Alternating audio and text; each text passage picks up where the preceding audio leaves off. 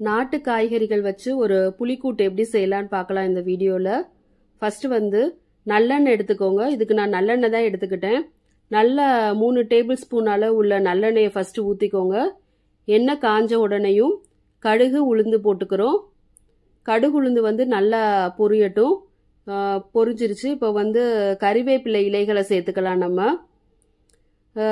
கருவேப்பிலை சேர்த்ததுக்கப்புறம் நம்ம வந்து என்ன சேர்த்துக்க போகிறோம்னா சின்ன வெங்காயம் சேர்த்துக்க போகிறோம். நல்லா ஒரு கப் அளவுள்ள சின்ன வெங்காயத்தை நல்லா இந்த மாதிரி நீல வாக்கில் கட் பண்ணி சேர்த்துக்கோங்க. வெங்காயம் நல்லா வதங்க விடுங்க.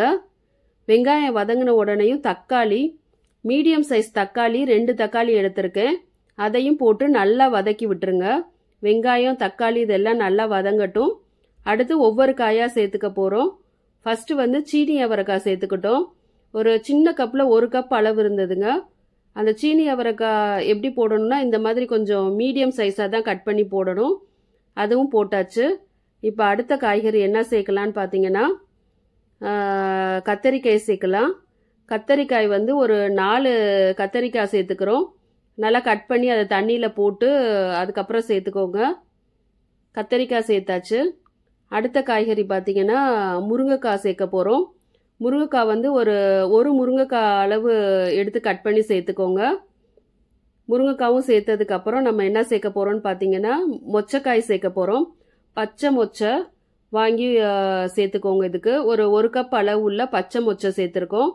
இப்போ இந்த காய்கறிகள் எல்லாம் போட்டு நல்லா வதக்கி விடுங்க இந்த எண்ணெயில். இதுக்கு தேவையான அளவு உப்பு சேர்த்துக்கோங்க. உப்பு சேர்த்துட்டு இந்த காய்கறிகளை நல்லா வதக்கி விடுங்க. அப்போதான் அந்த உப்பு போய் அந்த காய்கறியோட சேரும். இப்போ நல்லா வதக்கி விட்டாச்சு. இப்போ அடுத்து நம்ம என்ன பண்ண போகிறோம்னு பார்த்தீங்கன்னா ஒவ்வொரு மசாலாவாக சேர்க்க போகிறோம். இப்போ பாருங்கள், இது நல்லா வெந்துருச்சு எண்ணெயில். இப்போ வந்து ஃபஸ்ட்டு வந்து நம்ம வந்து சேர்க்க போகிறது வந்து மஞ்சள் பொடி வந்து ஒரு 1/2 ஸ்பூன் கிட்ட சேர்த்துக்கோங்க. அடுத்து பார்த்தீங்கன்னா காரத்துக்கு மிளகாய் பொடி சேர்க்க போகிறோம். மிளகாய் பொடி வந்து 1.5 டேபிள் ஸ்பூன் நான் சேர்த்துருக்கேன். 1.5 ஸ்பூன் சேர்த்துட்டு அடுத்து பார்த்தீங்கன்னா மல்லிப்பொடி சேர்க்க போகிறோம்.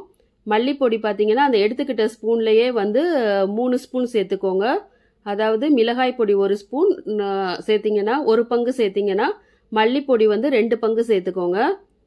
இது 3 தாங்க மசாலா. இதை போட்டு நல்லா வதக்கி விடுங்க. இப்போ பார்த்தீங்கன்னா அடுத்து தண்ணி சேர்க்க போகிறோம். தண்ணி பார்த்தீங்கன்னா இந்த காய்கறிகள் வந்து நல்லா முங்குற அளவு சேர்த்துக்கோங்க. இப்போ இதை வந்து வேக விட போகிறோம். இப்போ பார்த்தீங்கன்னா இந்த காய்கறி வந்து நல்லா வெந்துடணுங்க. அதாவது கத்தரிக்காய், சீனி அவரைக்காய், நம்ம போட்ட பச்சை மொச்சை எல்லாத்தையும் பார்த்தீங்கன்னா நல்லா வெந்திருக்கணும். நல்லா கொஞ்சம் குலைவாகவே வேக வச்சுக்கோங்க. அடுத்து பார்த்தீங்கன்னா புளித்தண்ணி ஒரு 1/2 கப் அளவு உள்ள புளித்தண்ணி சேர்த்துக்கோங்க. அதாவது நீங்கள் நார்மலாக புளிக்குழம்பு வைக்கிறதுக்கு எவ்வளோ புளி எடுத்துக்குவீங்களோ அந்த அளவு புளி எடுத்து கரைச்சி எடுத்துக்கோங்க. இப்போ பார்த்தீங்கன்னா நல்லா வத்திருச்சு புளி போட்டு. இப்போ கடைசியாக இறக்க போகிறப்ப 1 ஸ்பூன் எண்ணெய் ஊற்றி அப்படியே சிம்மில் விட்டு நான் வந்து கொதிக்க விடுறேன். பாருங்கள், அந்த புளிக்கூட்டு வந்து நல்லா ரெடி ஆயிடுச்சு.